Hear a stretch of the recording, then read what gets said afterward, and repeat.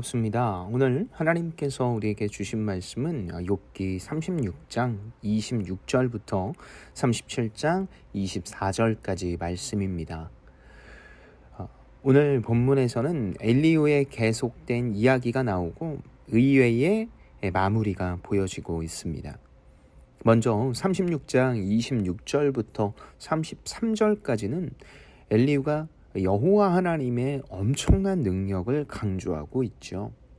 특별히 27절 이하의 내용을 보면 물이 수증기가 되고 다시 구름으로 변해서 비가 내리는 과정을 이야기합니다.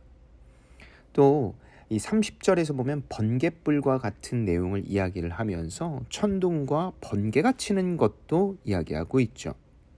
이것은 우리 인간의 눈에 보이지 않아도 모든 과정이 일어나고 있고 결과적으로 우리가 하나의 사건으로 보여진다라는 뜻입니다. 다시 말해 이것은 하나님이 모든 것들을 주관하고 계시다. 창조주 되시는 여호와 하나님께서 이 모든 것들을 주관하고 계시고 만드셨다라는 의미입니다. 하나님이 이 정도로 위대하다. 그렇게 위대한 하나님을 알게 되고 또 느끼게 되면 어떻게 됩니까? 오늘 본문 37장 1절의 말씀입니다. 이로 말미암아 내 마음이 떨며 그 자리에서 흔들렸도다 라고 하며 두려워 떨고 흔들리게 된다라고 이야기를 합니다. 영어 번역본 중에 하나인 이 킹 제임스 버전에서는 이 자리에서 흔들렸도다 라는 부분을 내가 원래 앉아있던 자리에서 완전히 이탈했다라고 표현을 합니다. 다시 말해 온몸이 진동해서 더 이상 가만히 서 있을 수도 없는 상태를 이야기를 하고 있죠. 그리고 이어지는 이 37장 3절 이하에서 보면 욥이 잘못했고 그리고 이 모든 두려움을 우리가 느껴야 된다라고 이야기를 합니다.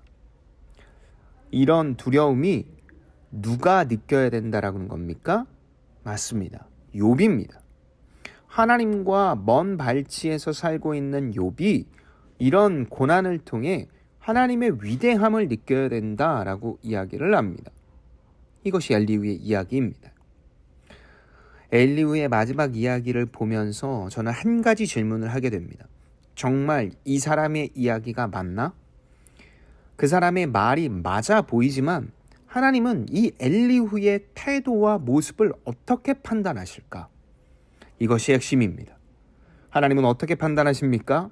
하나님은 침묵하십니다. 마치 엘리후의 이야기가 없었던 것처럼 뒤에서도 언급 한 번 없이 철저하게 무시하시고 있습니다.